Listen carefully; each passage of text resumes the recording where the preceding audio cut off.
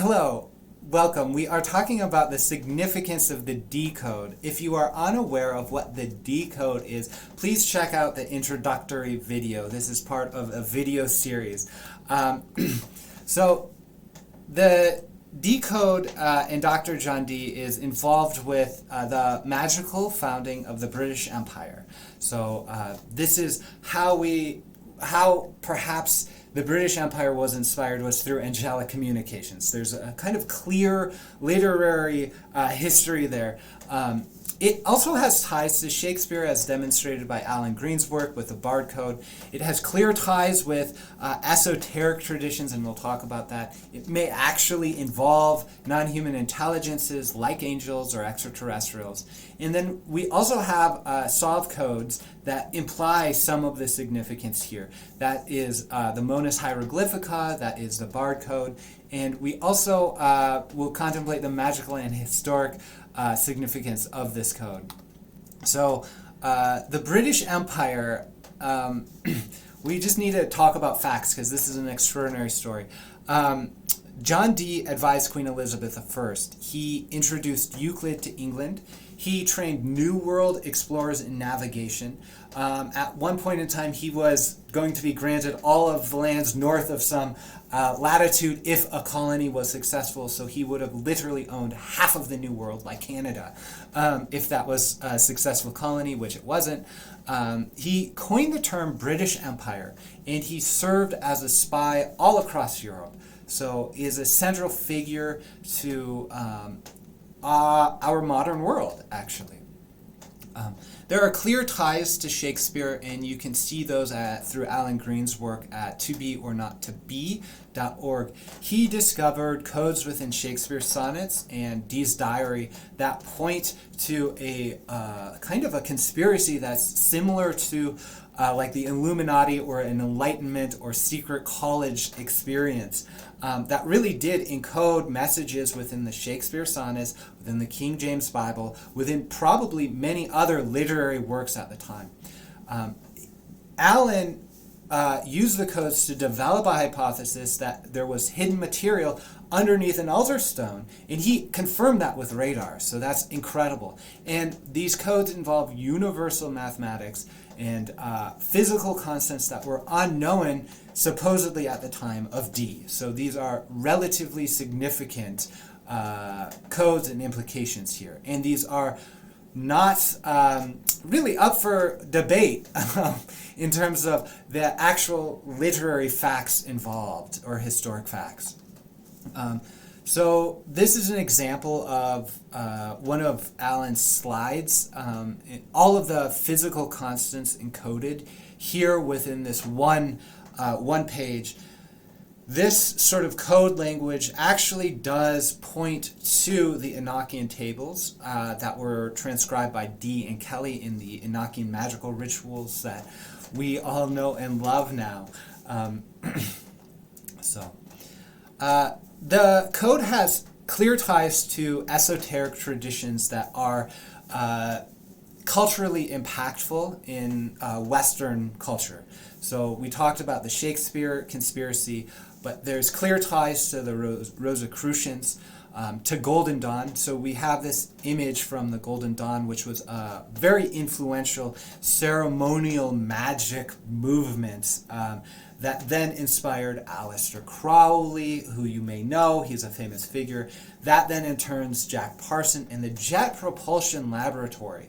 So we see this Dee Code being associated with navigation in space using intellectual tools, right? So Dee would advise the early voyages of discovery to the New World by giving them new science. We see that happening with the work of Jack Parson engaging with Magick, going to the Jet Propulsion Laboratory and designing the rockets we use. So it's such a stunning coincidence that there's both this sort of magical experience with Enochian magic and kind of expansion of empire through technology.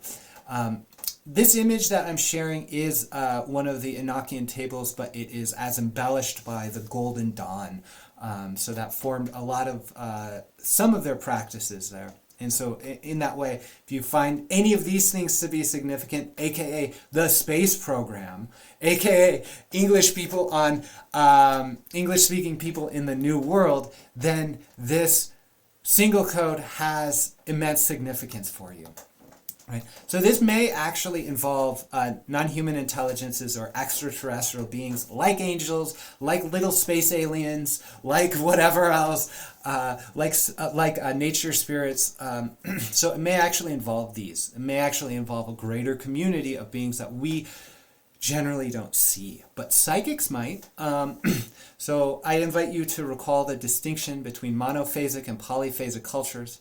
The polyphasic cultures honor the reality of psychical or otherwise subtle beings. And so that's through dream work, that's through ritual.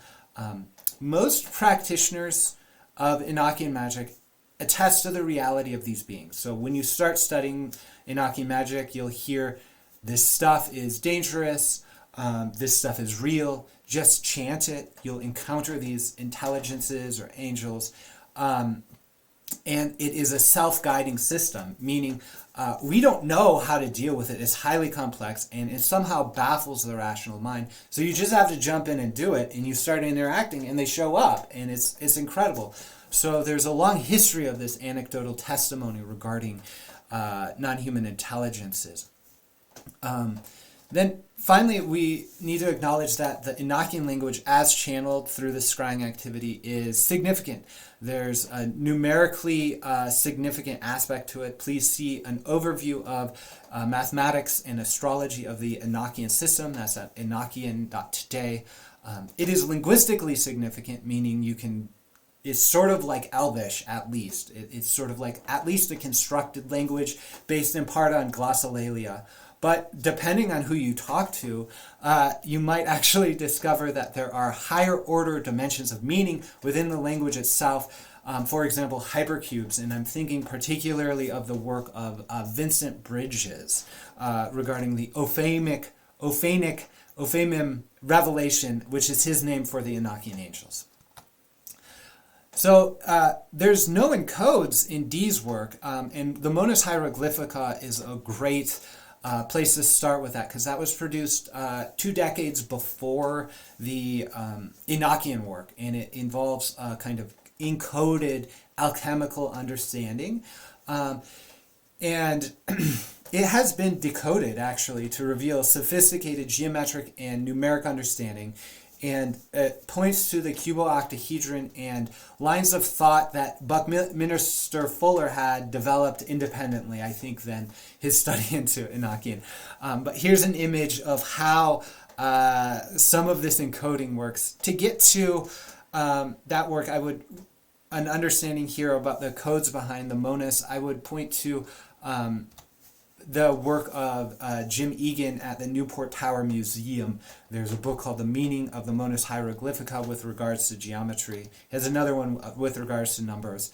As well as there's other scholars who have done incredible work. I'm thinking of Teresa Burns, Alan Moore, and Justin Sledge around the Monas Hieroglyphica. I want to talk about the foundations of Enochian magic. So here I have the hypothesis. There is a code within De Heptarchia Mystica. This is a book of Enochian magic, which we'll talk about. It emerges from a clear historic tradition of cryptography in strange angelic communications, and it involves the derivation of cryptographic inspired magical tools. So all of the tools of Enochian magic actually have their basis in cryptographic procedures. So the hypothesis is, if it walks like a duck, if it quacks like a duck, it is a duck. So there's a centrality of text I want to talk about with De Heptarchia Mystica. So there is handwritten manuscripts summarizing Dee's Enochian communications. So Dee received these, he wrote them down in spirit diaries, and then he recompiled them. That recompilation, I'm saying, is the time and place where he injected his own codes, not Kelly's codes, not the angels' codes, but Dee's codes surrounding all of this to help us understand what was at play. And the text itself deals with the foundations of Enochian magic. The Heptarchia Mystica talks about that. So the implications here are there is coded information and understanding on the part of Dee, as well as the angels and maybe Kelly, that is relevant to the entire practice of Enochian magic. So the implications here are there's potentially mathematic and historic revelations, potential added dimensions of magical practice, and the entire Enochian system may be understood or comprehended without ignoring essential aspects. So that's what we've done up to now, right? Practitioners have done wonderful work. They're still engaging with angels without being complete in this. That's really important to understand. But some of them go, I can't deal with the numerology. I can't deal with the geometry. I can't deal with the fact there's codes. I'm just going to do it literally. That's one of the ways to do it. I'm going to be a Dee purist or be a literalist or whatever. So I'm saying actually there's codes here that Dee himself have put into the text that tells us how to interpret and perform Enochian magic. Let's listen to those in addition to listening to the angels as communicated through our own kind of version of these rituals, right? So I want to invite you to action now. So playfully explore Dee's work. It's a lot. It's a lot. Just explore it. Check out Alan Green's The Bard Code. That's really a great way to start thinking about these different ways of thinking. And then look at the lesser banishing ritual of the pentagram. This comes from the Golden Dawn tradition, and you can just Google it, follow what's there. It's a way to bridge into ceremonial magic practice. It's a way to start thinking about it from a modern point of view, back to more magical practices, and then you start seeing that, and then that can be a bridge back to the world of John Dee for you. And please do check out the e-course on decode.org. This is the lecture part of that. There will be guided meditations, deep dives into these topics, practice videos, and Q&A there. So that's a great resource for you to deepen your action. I have some connections or links I'd love to share with you. If you are in the e-course listening to the lecture series, you can go to the next one. Make sure to like and subscribe if you're listening on a video platform. But do check out decode.org. All information about Dee's work, Cosmic Dream Sanctuary. This is where I offer dream work and hypnosis based on Western mindfulness and religious traditions, actually. D-SETI, where I offer dream work sessions and training regarding extraordinary and anomalous experiences like ET or NHI contact in dreams. That's dseti.org. And then finally, dreamwellbewell.com, where it's the Dreamwell mobile app that helps you sleep, dream, and be well. So that offers mindfulness training, dream journal, and guided meditations. So once again, thank you for going on this journey with me. I hope that it inspires you to connect in with yourself or your own magicality. Please do understand that the Enochian magic, or the centrality of this code, is one of many different codes and one of many different paths for our culture and ourselves to engage within this vast world of dreaming, of magic, that you yourself are the only thing that can initiate you into these systems of magic. You yourself are the only thing that can decode all of these things. And it's really important to know that your capacity is a universal capacity. Dreaming is a universal capacity.